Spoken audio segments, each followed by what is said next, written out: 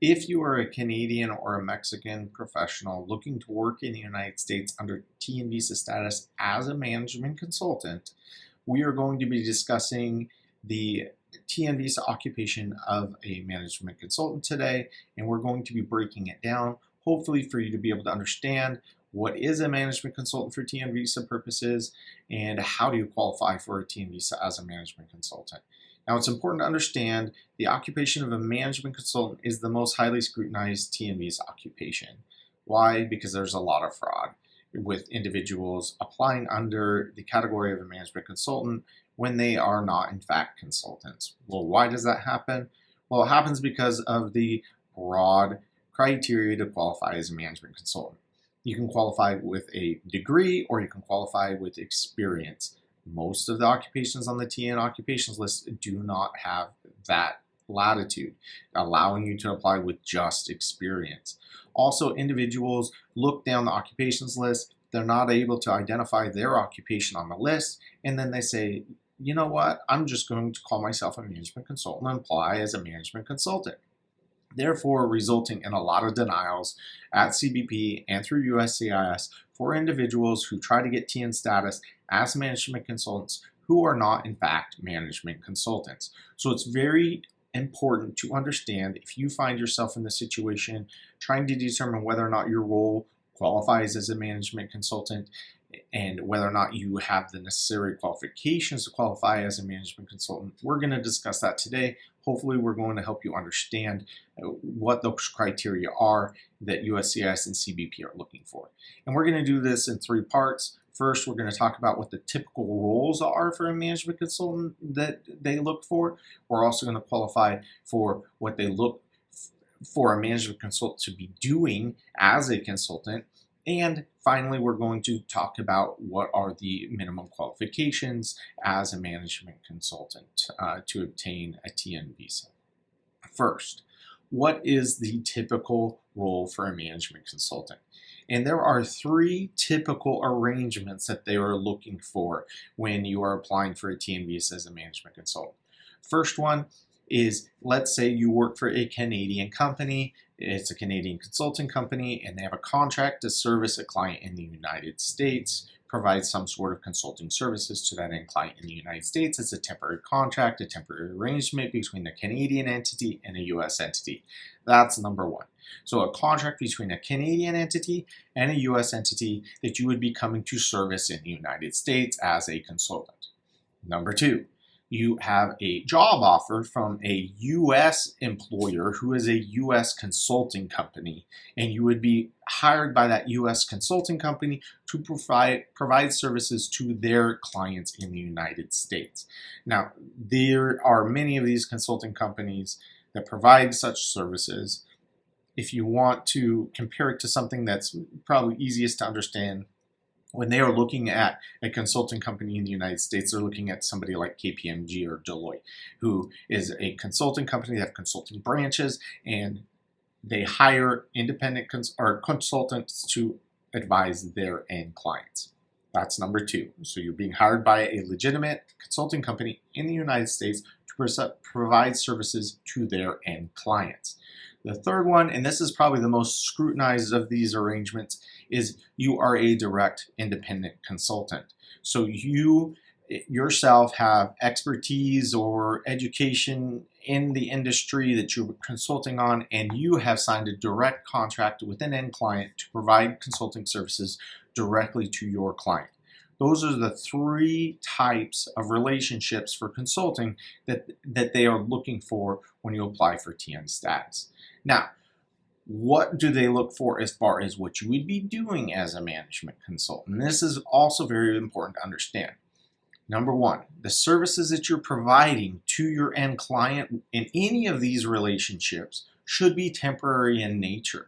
You write reports, you make recommendations, and you provide these recommendations to the management or executive teams of the organizations who would then assign internal departments and employees to then implement those changes as they see fit. And they could take your recommendations or leave them. You are not an employee of that organization. You are simply making recommendations, and they will see how they want to implement it. Also, you need to identify that there is a specific need within that entity that you are expected to resolve or improve. So they are hiring you on a temporary basis to come in and to resolve an issue that they may have within their organization, to help them improve how they're doing something. And you need to be able to identify how your consulting will result in specific improvements to the entity that you're consulting to. Is it going to help them reduce costs? Is it going to increase their revenues? Is it going to make them more efficient? Is it going to increase their performance? What is the end result that will be provided due to your consulting services? And very important, it must be a temporary need. You are not coming in to fill a permanent or a full-time role within these entities. You are coming to provide a temporary service to solve a temporary need, and you will walk away once that need is met. And these arrangements are not meant for permanent full-time employment. This is consulting. It's not a management position within an organization. You do not manage a department. You do not report to anyone, and you do not have anybody reporting to you. It's a very temporary arrangement for you to go in an advisory role, identify something that they need to resolve or improve, and that you are going to hand over the knowledge base that they need in order to then make those necessary improvements within their entity, and then you're going to walk away once that consulting services is completed. The final thing is, how do you qualify as a management consultant? And as a management consultant, you have the benefit of being able to qualify 3 different ways. One, and the easiest way to qualify as a management consultant, is if you have a bachelor's degree or higher education in a related field to that consulting agreement that you have. So maybe you have an MBA, maybe you have a bachelor's in engineering and you're advising on engineering related issues.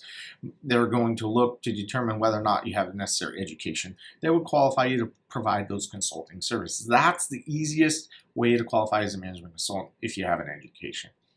If you don't have an education, there's 2 other ways you can qualify. One is you have 5 years of progressive experience in a specialty related to your consulting agreement.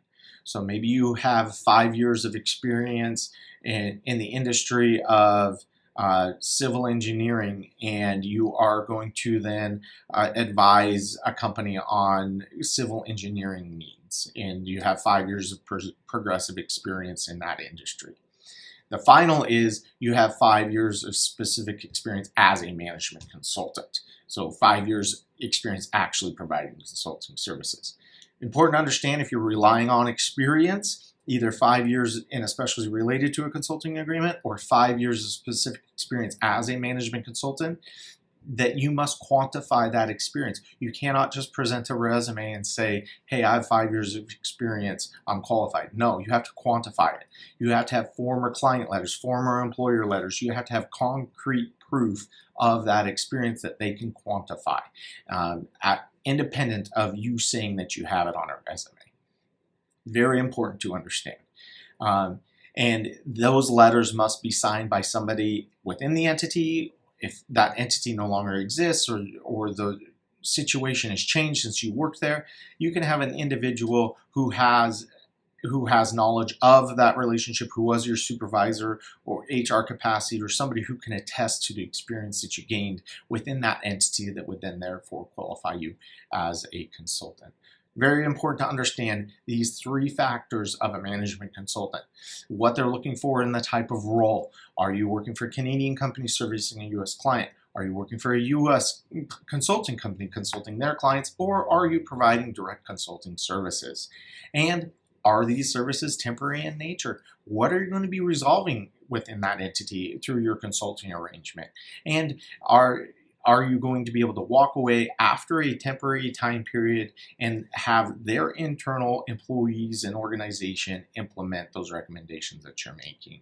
And Do you qualify? Do you have that 4-year degree or higher? Do you have 5 years of experience in a specialty related to a consulting agreement, or 5 years experience as a management consultant?